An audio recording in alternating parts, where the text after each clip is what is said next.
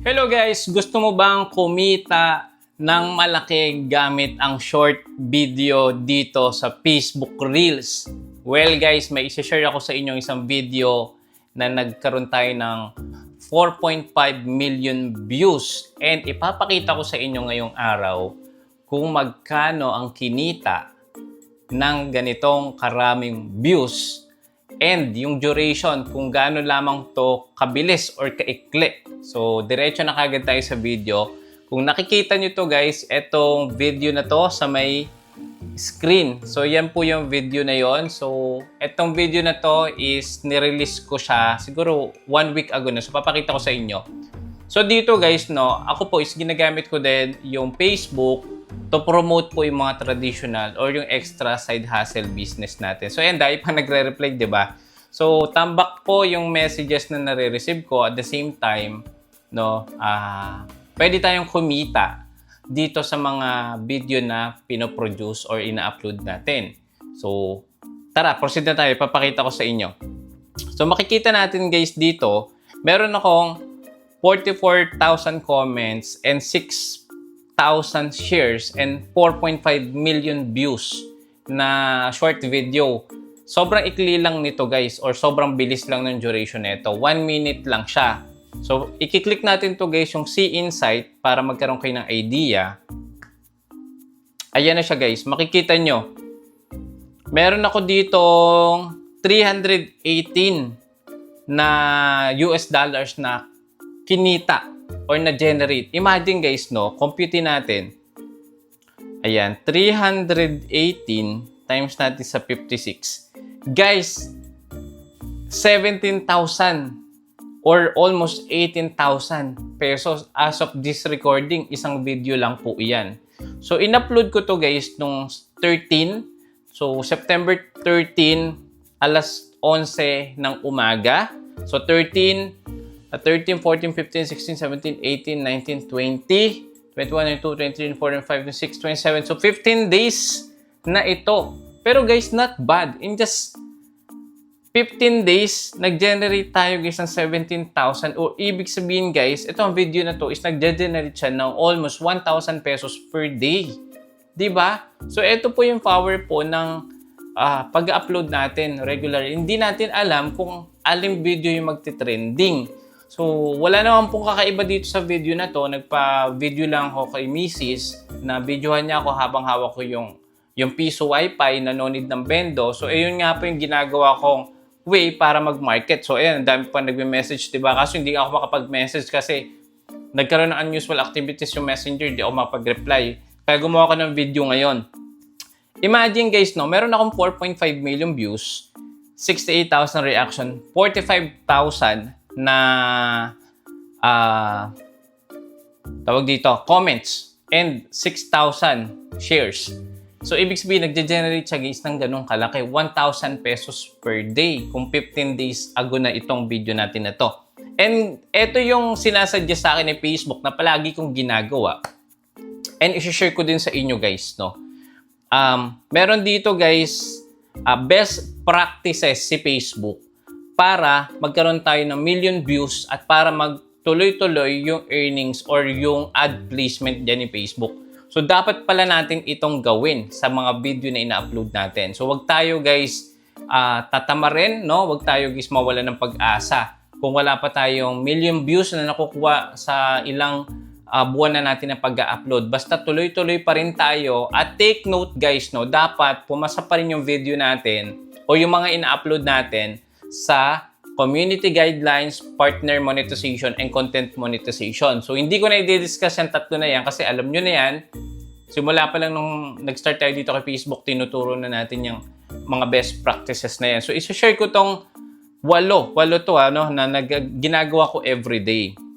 So, etong video na to guys, kahit meron na siyang 4.5 million views, number 1 kong ginagawa, sinishare ko pa rin siya sa aking stories. Everyday yan. Everyday. Di ba yung stories natin is 24 hours yung duration. So, ako, ina-upload ko na siya bago pa ma-expired.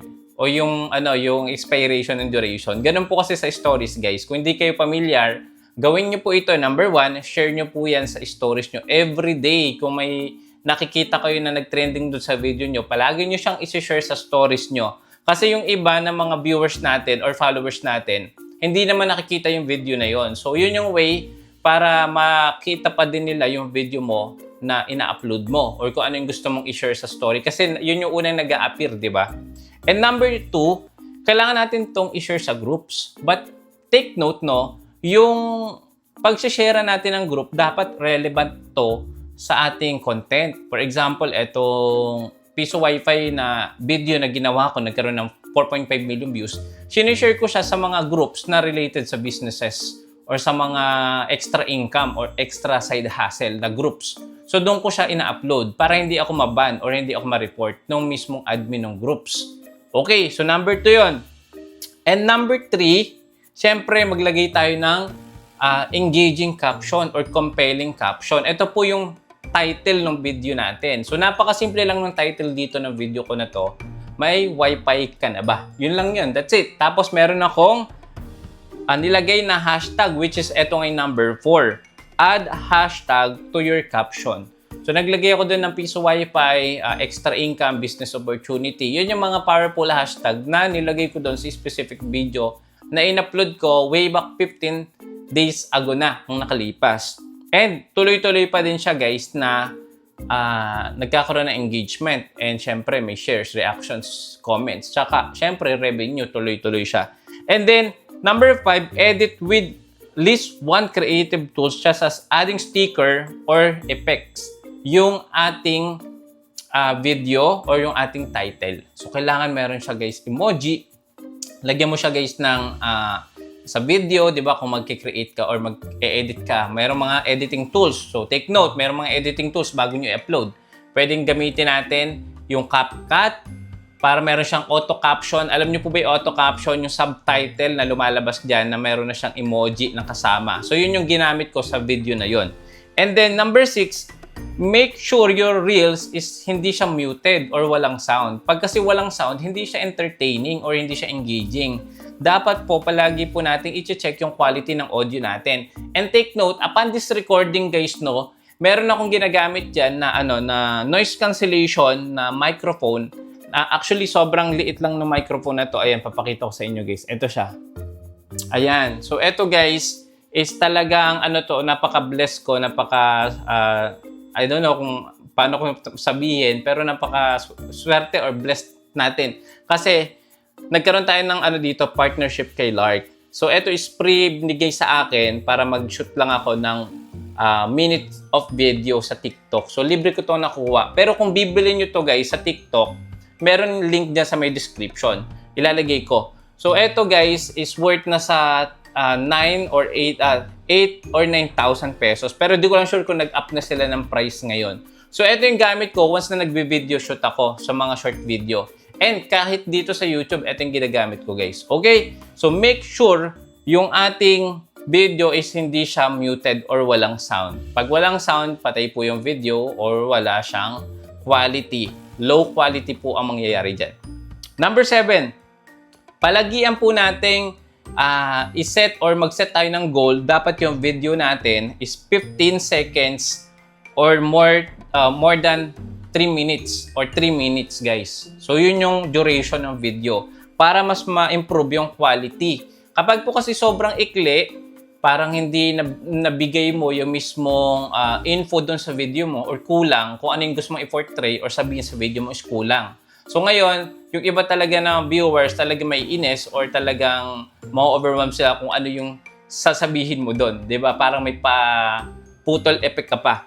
And hindi din naman suggested na sobrang haba. Okay? So, kung short video nga, guys, 15 seconds to 3 minutes. Or, hindi pala 3 minutes. Sorry. 90 seconds. Ibig sabihin, 1 minute and 30 seconds lang siya. Okay? Hindi dapat sumobra again ng ganong kahaba na duration. Okay? 15 seconds and 1 minute and 30 seconds duration or 90 seconds po. Okay? So, yun yung number 7. Number 8 naman, make sure dapat quality yung videos natin. So, paano nga ba magiging quality yung videos natin? gumamit po tayo, mag-invest po tayo sa mga camera na kaya niyang mag-produce ng video na 4K or 1080 pixel. So, I suggested kung magsaset po kayo, katulad na itong gamit ko guys, ito is Huawei phone, yung P70 na Huawei. Ganito yung quality niyan guys. Kung ano yung nakikita nyo dito, meron akong DSLR camera, meron akong tawag dito, DJ cam, pero hindi ko siya nagagamit. Ito pa rin yung prepared ko guys na gamitin yung cellphone. Kasi nga, very convenient sa akin. Hindi na ako magta-transfer ng files. Kung ano yung video na kayang i-produce ng mga DSLR, halos kaya na din po ng mga mobile phone natin. And yung quality, ganun din. 1080 pixel or 4K resolution. Tapos yung bilis or yung tawag dito, frame per second is kaya niya at least 30 or 60 frame per second. Yun yung suggested na phone na pwede nyong pag-investan or talaga mag-provide kayo ng quality. Kapag po hindi malino yung video natin, malabo, blurred, madilim, bumababa yung quality ng video. So yun po, at least 7020 or 1080 pixel po yung suggested na quality ng video na gusto kong simulan nyo para at least, di ba, lumalaban na tayo sa mga video quality dito sa Facebook, especially pwede rin sa TikTok or sa YouTube. So yun lang guys, no? Sinare ko lang sa inyo kung paano ba ako nagkaroon ng 4.5 million views and paano tayo nakakapag-generate sa isang video lang, short video na meron duration na 1 minute and 11 seconds. So yun lang yung duration ng video na yun. Pero guys, everyday, tuloy-tuloy pa rin siya, nag-generate siya ng almost or more than 1,000 pesos per day. Ito nga po yun guys, itong video na yun. So yun lang guys, medyo humaba yung video natin and maraming salamat kung nakaabot ka sa dulo ng video na to. Please pa-share naman sa mga kakilala mo na gusto magsimula ng kanilang Reels journey or kanilang Facebook journey. So i-share mo to and kung nagusto mo ang video natin na ito, please don't forget naman to subscribe para at least mayroon tayong mga bagong subscriber at kung bago ka pa lang, syempre manonotify ka sa mga susunod nating video. Yun lang guys, maraming salamat. See you again sa next video. Bye-bye!